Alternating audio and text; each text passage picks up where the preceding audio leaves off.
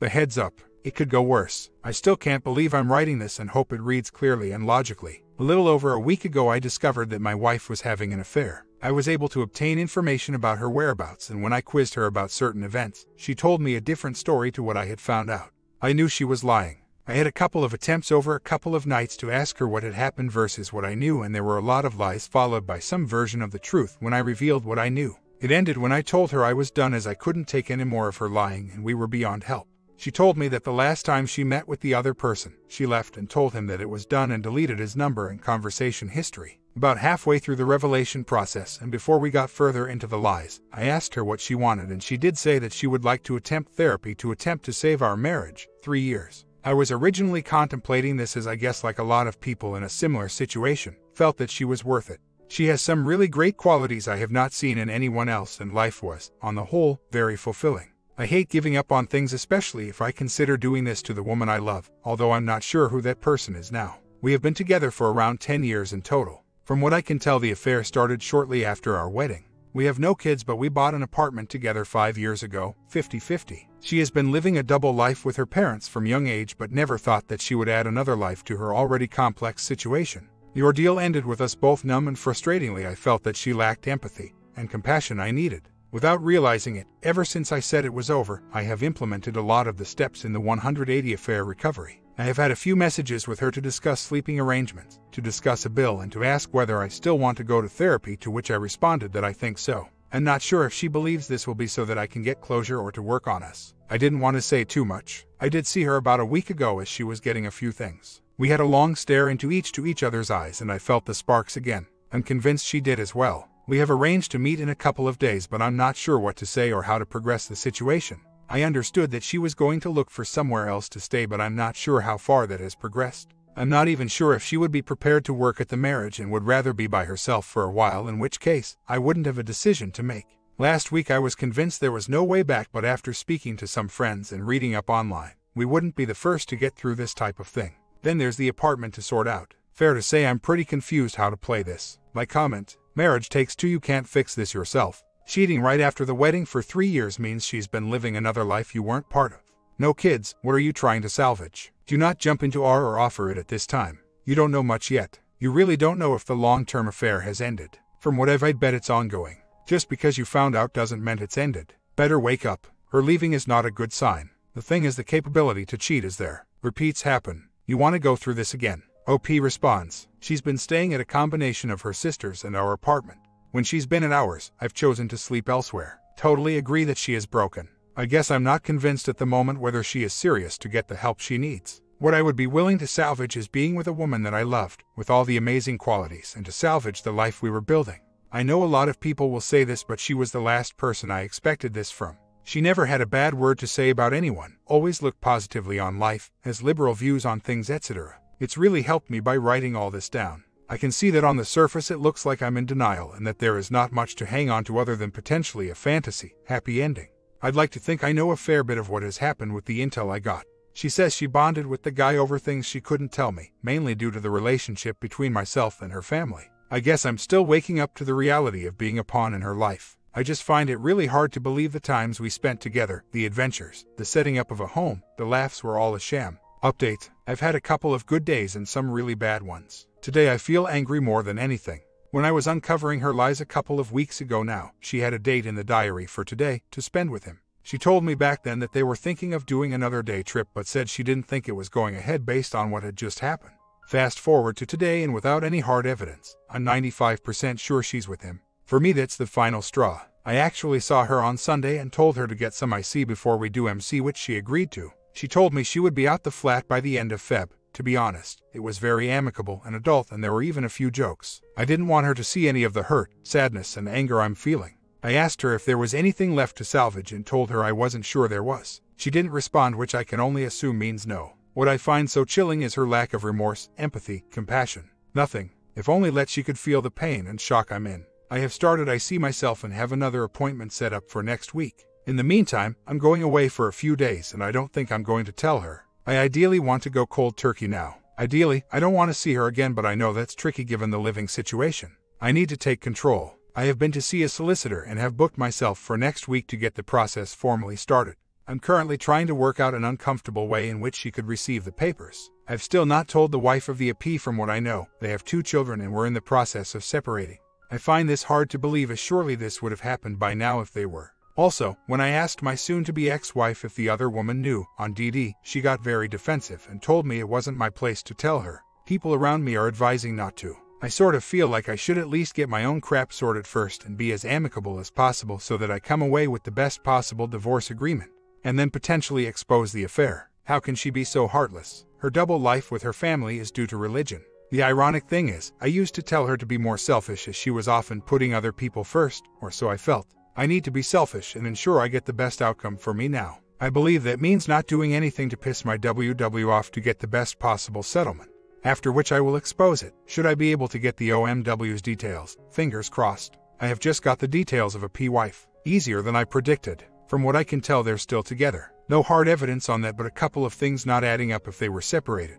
I've got an address, company info, even a telephone number. How do I tell her? I guess the only reason I can see to not tell the APW straight away is so that my STBX agrees to 50% sale of the apartment to me and doesn't make me sell it. Every time fall asleep, I'm dreaming about her in different scenarios. This sucks. I hope it gets easier. I have started IC and have my next session in a couple of days. I have taken myself away for a few days and had no contact with her. She has massaged a couple of times, but only to discuss sleeping arrangements for that night. I was thinking of meeting her in person so that she had the knowledge she needed rather than hanging up on me, and also to try and be as adult as possible about it. Then I was thinking of meeting her in the place that my WW and AP used to meet up, and then go for a walk into a nearby park, and so that if it ever got back to them, they would realize I knew about all the times they met up there. Too cold. I think I am going to stick to my plan of not exposing the affair until the big items are sorted. I have been NC for a week. She has messaged me multiple times, mainly about her whereabouts in relation to sleeping arrangements, but I haven't responded. I have a meeting with the legal team I am working with tomorrow to get the divorce started. I have also had another IC session. I have managed to pull a couple of okay days together. The more I read about sociopaths, the more I believe that she is one. I take some weird comfort from this, as it seems there is very little I could have done. Occasionally my mind reminds me of everything that's happened, and I still cannot believe this is going on. Just wanted to provide an update and get my thoughts onto paper. The pain is easing. Occasionally, when I take my mind to the reality, the thought of what she has done makes me feel sick. The betrayal, the realization that I didn't know her, the realization that our marriage was very much one-sided without me realizing it. The pain of being second best. We've had very little contact. She still hasn't shown any remorse. I know I won't get any now. There was a rumor within my friend circle that she was thinking about writing me a letter to communicate her feelings. She's done this before a few years ago, but I still haven't had anything. She's actually moved out now and found herself another apartment in the center of the city we live in. Personally, I think she should retreat from the city center where everything seems to be so disposable and people come and go, a rat race. But then again, she's not mine to worry about anymore. The rare communication has turned to the financial settlement. I think it's clear she's finally spoken to someone legal. I know she will either have the divorce papers or is just about to get them. The first day alone in our apartment was probably the hardest. The home we had built was no more. All her belongings are gone. The shared memories I packed up and put in her stuff to take. This was to be the start of my journey without her. It's taking time to sink in. I still feel an emptiness, but it's interesting looking back to see how far I've come given time. I'm very lucky to have the colleagues, friends, and the little family that I do have. I am doing okay, probably better than I would have expected. I have a weekly therapy session that has helped me to process it all. I found that I was actually doing my head in by being on here, reading stories similar to mine and reminding myself about events, so decided I take a break.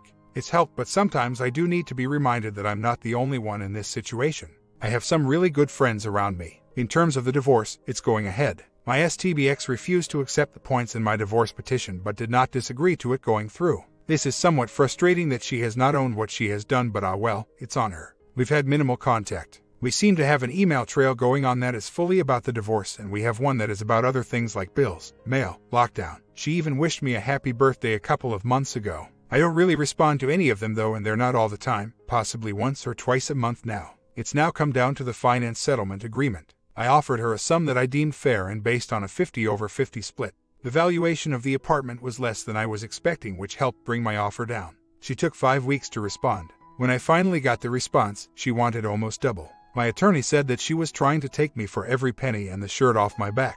This really annoyed me. That week I told the AP wife via text. She asked a lot of questions and has been quiet ever since. I am not going to pursue anything more on that front now. I still have a couple of bits of intel on my STBX that she would really not want me to disclose. Mainly to her family about her double life, as well as, I guess, the affair, and worst of all, the fact that some of her other siblings are also living double lives. My initial thoughts were to try and get her to settle with this in mind, offering to sign a confidentiality agreement if she agrees to a fair settlement.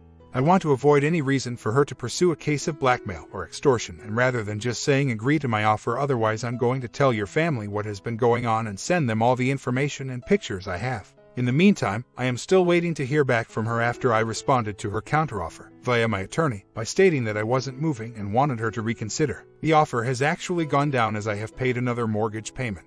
I'm really looking forward to the day I can move on and release the shackles, but appreciate that this situation could go on for a couple more months yet. I still feel like what has happened really sucks. Almost like that feeling of what could have been. I'm really pleased with myself that I didn't pursue R, and I still want her to hurt bad. Sometimes I feel bitter and want to cause misery to both my STBX and the AP, but I'm not sure how I would look back on that in years to come if I do. I appreciate that I need to get to a state of indifference, but while the D is still going on, it's hard to get there. I'm hoping having gone to NC with her, it will have made an impact, but I guess I'll never know. If she is feeling angry like you say, then I would at least feel a sense of, well, at least I got some emotion out of her. I always fought for us. Whenever something wasn't quite right, I always wanted to sort it out as quickly as possible and move on. I made a promise to myself that every day I was going to try and make her as happy as possible, and I really did stick to it. It sort of feels like that's been thrown in my face. I wanted to be the best man, husband, life partner I could be. I always felt sorry for her upbringing and I guess wanted to make amends. I'm UK-based and a judge will ultimately decide on the outcome. I found out today that they have ruled in my favor and ordered my STBXW to pay all the legal costs. Some good news at last. My comment: you are thinking straight except for one thing. You describe her as the woman you love. That is absolutely untrue. Think about this. Would you be in love with a woman who you knew was cheating on you, or was dating others while she was dating you? Would you fall in love with a woman who is an absolute liar? I suspect from your reaction to finding out she used cheating, that the answer is no. You fell in love with who you wanted to believe your wife is. Your wife is not that person. You now know she is way different from who you fell in love with. Honestly, it's uncommon for a person to cheat in the first year of marriage. This says volumes about her feelings for you and her self-control. You've got to know you would never be secure in this relationship again. Had I were you, I would quickly divorce her and not even put a lot of thought into the relationship at this point. Put her in your rear-view mirror and move on. Your wife is just a really lousy person and should never get married again. I'm sorry. Don't listen to your emotions. Keep moving forward with the logical side of your mind, which is screaming at you to get out. Story 2. The space into the garden. I am looking for ways to cope with a middle-aged husband who is increasingly bad-tempered. He is nearly 50 next month, and I am 47. While he is not physically bad-tempered, or even abusive, his language and methods of expressing himself are feral. He is bad-tempered in the car, bad-tempered in the office, we work together, bad-tempered in the mornings, evenings, and pretty well all of the time. I try hard not to respond to his moods, but it feels like we are living with a big, dark cloud glowering at us all day. We have one daughter, 19, living at home, and other kids who have moved out. He is constantly rehashing times they borrowed money and did not pay it back, or times they borrowed our things and in his mind were not grateful enough. To be honest, I have really had enough. If I try to raise his moods with him, he justifies why he is in a bad mood. The best week I have had in recent times was when I sent him on a holiday 1,000 kilometers away. He seemed happier then too, away from us and the stress of our business. Yes, I get he is stressed, I am too, but being bad-tempered and swearing up a storm does not help. Has anyone any tips to dealing with him, other than hitting him hard on the head to shut him up? I have been flat out. He always feels better when he exercises. He has been unable to really exercise for the last couple of years due to medications he has been on following a heart attack. One of the meds was to keep his heart rate low, which made him breathless. He has come off that med this week. However, our garage, which contains all of the gym equipment, is currently full of one of our son's furniture as he has moved due to work and cannot get his stuff until September, after his wedding. Another gripe H has. Never mind that we stored our stuff at his mother's place at the same age for the same reason. He can however go for a walk. We live in a lovely quiet estate on the side of a hill with a park behind us, plenty of exercise to be had out there. He is starting to become aware of how abrasive he can be, in particular when he encounters the same behavior in other people, and says he wants to change, but I have seen little evidence of that. In fact, as time goes on, the moods become more frequent and he is tipped over by the smallest thing. I am constantly on edge and tense, just waiting for the next incident that sets him off. I cannot say anything because he is so defensive. So defensive. It is, however, more the sulking and passive-aggressive muttering under the breath and asking me when the kids are going to pay us back or remove their stuff that gets to me. Why ask me? Go to them directly, and when I say this to him, he just mutters more and never does. Again, never mind that we got thousands of dollars from his mother over the years, including a house deposit at one stage, and she has never asked for it back. I get that he gets frustrated, I do too, but I can talk things over with the kids and they will talk to me. They are starting to avoid their father, which is sad. I can see him becoming a lonely, bitter old man, the kind that yells at kids who walk past his house talking too loudly. He doesn't yell yet, it is mostly passive-aggressive behavior and it takes a lot to get me to swear back at him. I tend to just leave the room when he starts. He does not deal with stress well and will admit to that. What he won't do is control his response to that stress, and that is annoying. I have the same stress as him, probably more, as I also have to deal with all of the housework, the yard, and looking after our granddaughter who lives with us. An example happened on Saturday. He accepted an invitation for us to go out to dinner, but then we wanted to find someone to look after the 9-year granddaughter. Our 19 daughter who lives at home had plans to go out for the last time before the semester starts this week. I called our son who lives about 40 minutes away to find out if he and his fiancée were free, but they also had plans they could not change. Our other kids, including the granddaughter's father, live hours away, so we could not call them. H was walking around muttering about how he helps everyone when they need it and how they better not expect him to help them again when they call and want a favor. I pulled him up on it and said that there was no need for his passive-aggressive behavior, that we could not expect our kids to be sitting around just in case we called them and wanted them to babysit. He said he was not being passive-aggressive, he was just expressing his opinion. I said that it was how he was expressing it that was the issue, and then I went outside with the child, who was becoming upset that she was a problem. I left him to stew on his own, explained to the child that she was not a problem and never would be. H got over his mood and acted like nothing had ever happened. He never apologizes for his outbursts. We ended up taking the granddaughter with us and it was a lovely evening. The child behaved well and we had a good time catching up with friends. The constant feeling like I am just waiting for him to blow up is wearing on me. I don't feel relaxed around him at all, and that is no way to have a marriage. H thinks we have a great marriage and communicate well. I feel quite differently to this. I suggested counseling. He asked me why I am looking for issues where there are none. I read a book, His Needs, Her Needs, which explained a lot. It talked about the love bank, and I feel like mine is so overdrawn it could never be in the black again. Unfortunately, getting another job is not really an option. H is an accountant and I am studying at school to be one. It would not work if I was to go to and work at another firm, and I cannot go back to the job I did previously. The requirements have changed and I would have to retrain, not to mention, I hated it. We had a chat today about his temper. He admitted he is having panic attacks and he feels out of control. This makes him angry. When I mentioned counseling, he was not particularly interested. He said he has been writing how he feels before, during, and after a panic attack and what helps him come out of it. I am starting to think we don't communicate enough about how we feel and we only talk about what work we have and what the kids are up to. Something to work on, I suppose. 2 years later. We have been married for 30 years. I am 49, he is 51. We have grown-up children who don't live at home. The issue I am having is that over the years we have become completely different people. I am very much an introvert who cannot handle being around drunken behavior, probably due to growing up with an alcoholic father. My husband wants to go out and socialize with people who drink a lot, who drink to get drunk and then get loud and stupid. Most of his family are heavy drinkers. There are one set of friends that we fight over constantly. I don't like the wife. She is always drinking, no matter what time of day it is. She is manipulative, and she is very inappropriately flirty. She has lost many friends through her behavior, and according to her it is always the other person's fault.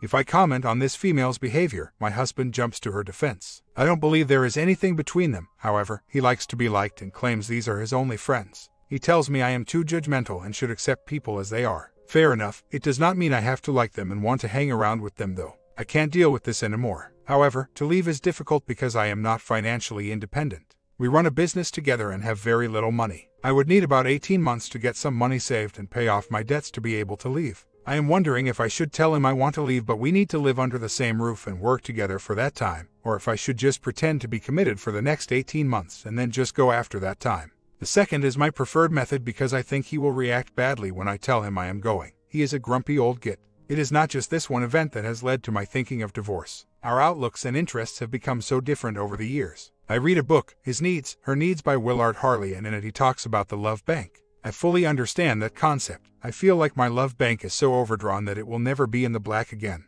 H had a physical affair 16 years ago. We were separated and reconciled. He always blamed me for not being a good wife. 10 years later I found out he was calling and emailing a number of other women and having emotional affairs with them. Again, it was my fault because I didn't encourage him enough. To the best of my knowledge there have been no other incidents after this. He says he is sorry for these incidences, but I think he still feels that they were my fault. His mother encourages this belief also as she does not like me. I suggested marriage counseling. He told me I was looking for issues where there are none and we didn't need it. I have also told him I am not comfortable being around very drunk people. He said he will still go out at least twice a month. Fair enough, I am going to see if I can find local women to be friends with that share my interests. We moved to where we are 11 years ago after living in one place for most of our lives. I have struggled to make new friends since we moved and have some good friends who live where we came from and others who live in different states. No one closes by. The reason I need the time is that I am 18 months away from finishing a degree. Where we live and I attend school is a very expensive area to live and jobs are scarce. I could not live here on my own and would need to move back to where we originally came from. However, it is 5 hours away and too far for uni. It is confusing, that is for sure. I waver all of the time with my thoughts of leaving, but each fight, each incident, just wears me down a bit further. I don't even know if I love H anymore, all I feel is empty. My plan going forward is to use this time to make myself employable and to save every cent I get. No more spending on anything unnecessary. I do have a hobby that I can retreat to when we have finished work and on weekends, and that is sewing. I have a sewing room tucked away under the house and H rarely goes in there. I have a couple of years worth of supplies in there so it will keep me busy as well as my studies. A little bit after a year, H had a PA in 2001 to 2002 and online affairs in 2011. At the time of the PA I was weak-minded and begged him to return to our family. After a year he did. At the time of the affairs, 3 Asian women overseas, I told him he had to get help and if he did it again it was over between us. I see that I was still not strong enough to dump him. He said he would never do that again and he deleted the email addresses he had used. Both times, I found out about the affairs without even looking due to technology. The first time I saw an email from his sister asking about his AP, and the second time I noticed overseas calls on his phone bill when he had left it lying about. Forward to now. We work in a business together and I recently had to check a business email on his computer while he was out. While I was at his desk, I noticed that his FB was open and decided to have a look at his messages for idle curiosity. I noticed one from a woman, divorced, we both know, she lives 5 hours away from us. I was firstly curious to note that there was no chat history before August 5th, unusual as I know he has chatted to her about her role in a business his mother runs. Then I read the current chat, where she sent a photo of a tattoo high on her thigh and he commented that she had nice pins and looked really hot. She thanked him and went on about her life and how hard it was to find a decent man. I, stupidly, asked him about this conversation about her tattoo and he said it was nothing and that she didn't see him in any romantic way. I advised him I believed it was crossing a line into flirting and he should not be doing that. Later that day, I noticed the chat was deleted. This morning I had to use his phone to get an authorization code to open some of our software, and I saw a messenger chat window open for her. However, the conversation had been deleted. Google searches advise there is no way to recover deleted chats, so I have no evidence of what they might be chatting about, just a suspicion that if a conversation needs to be deleted it cannot be good. He now knows I am watching him and checking his FB. He probably does not know I can check the history of what pages he looks at on Google on his laptop by checking his desktop history. Recently he has been Googling women a lot after I have gone to bed and on the weekends when I am out. Our physical life has tanked because he can rarely sustain an erection, even with meds. This might be due to his diabetes or the fact that I am not a supermodel with fake boobs. He also has issues with tearing around the head of the penis. The doc believes this is due to his diabetes as well. Anyway, a big, long story and I am still no close to finding out if there is anything to be suspicious about or if previous experience has made me paranoid. There is no way he can have a burner phone unless someone else is handling it, as there is no way he could pay for one without me knowing. I have to go over the credit card statements for the business and I pay all of our bills. He has no other source of income other than the business and anything he buys goes on the credit card. He asked me to take over the money as he gets too stressed. To be honest, if I leave, the business will tank because I do all of the admin and most of the job process. He does client contact and reviewing. I forgot to add that some complications in my just cutting my losses and walking out is that I became a full-time career of our 12-year-old ASD granddaughter in January and her medical bills are very costly. While I have plenty of work skills, I have no formal qualifications, so finding a job at my age and with no qual in a depressed market would be very difficult. Granddaughter and I would have a big reduction in our lifestyle if I were to live on government benefits. No one gives me child support for GD as her parents are useless lumps and my H would not have to as we are not court-ordered guardians. Financial security is the main reason I stay. If I hadn't taken on GD, I would probably leave and live a lesser lifestyle by myself, but I need to seriously consider how we would live if I were not working in our business. Half a year later, we are separating after 33 years together. Husband said he wants to be alone as he is very depressed. This all blew up very quickly after Christmas, and now I am going to move out with our granddaughter who is in our care. I have been a bit unhappy for some time as I have trust issues due to him having an affair 18 years ago and lying about it. We never resolved any of the issues arising from this and just ignored that it happened.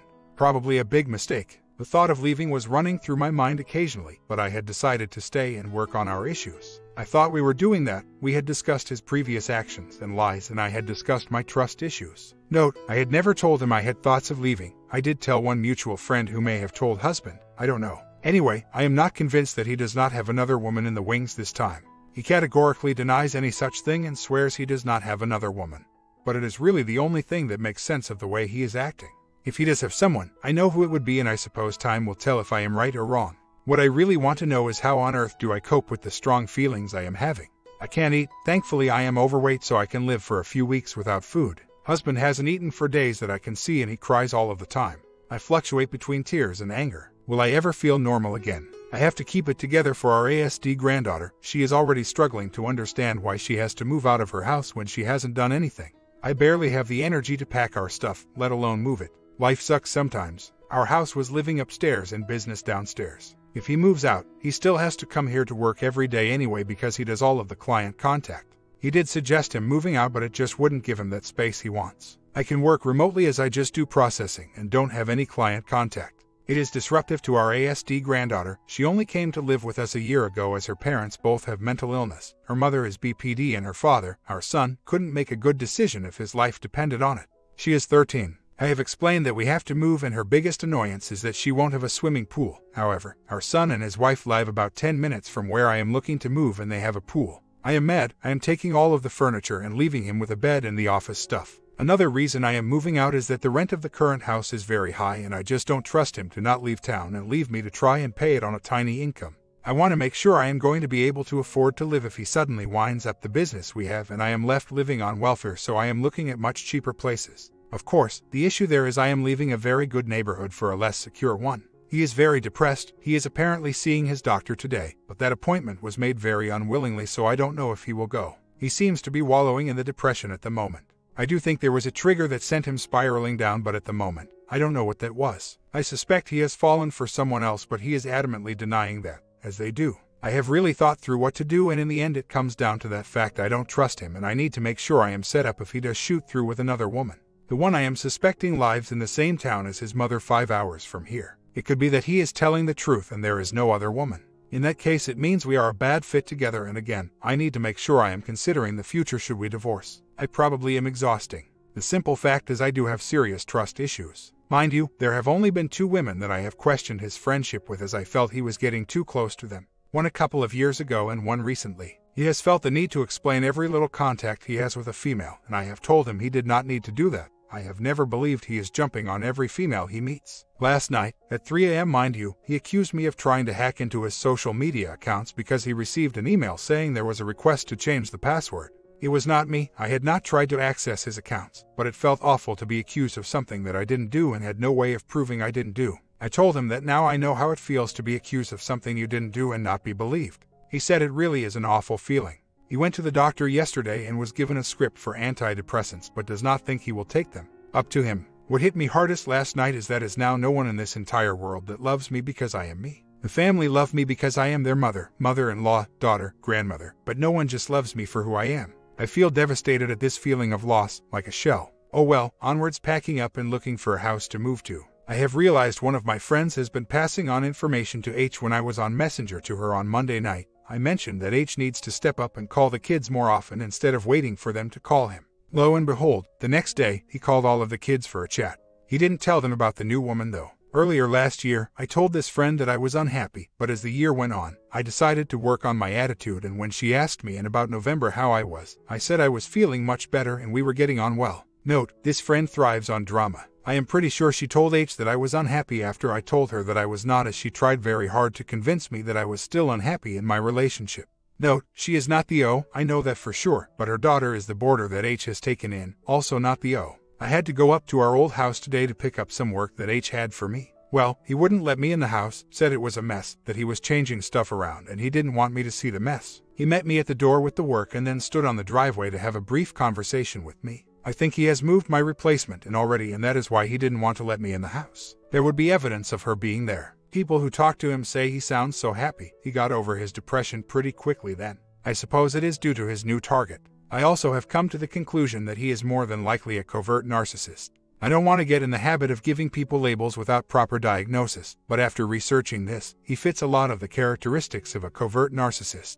Realizing this has made me understand that perhaps I am not as crazy as I thought. He has been gaslighting me for years. No wonder he could let go and move on so quickly. I still have my days when I struggle. Actually, I struggle every day with the why. I struggle to have an interest in doing anything, even though I keep giving myself pep talks and tell myself I am better off without him. I am having some health issues and have lost a lot of weight very quickly. I have no appetite, and when I do eat, I get pain in my side. I am undergoing tests for this, but just expect that the doctor will say I need to eat properly. I am concerned that sometime in the future, if ever I decide to start dating again, I will just keep going for covert narcissists. I could never go for the overt narcissist with the flashy car, house, and ego, but I might fall for the tricks of the covert again. My comment: you need to work on yourself to be able to identify this and not allow you to fall for them again. Are you doing any IC? They should be able to help you with this. Forget about him and start focusing on yourself. That is your future.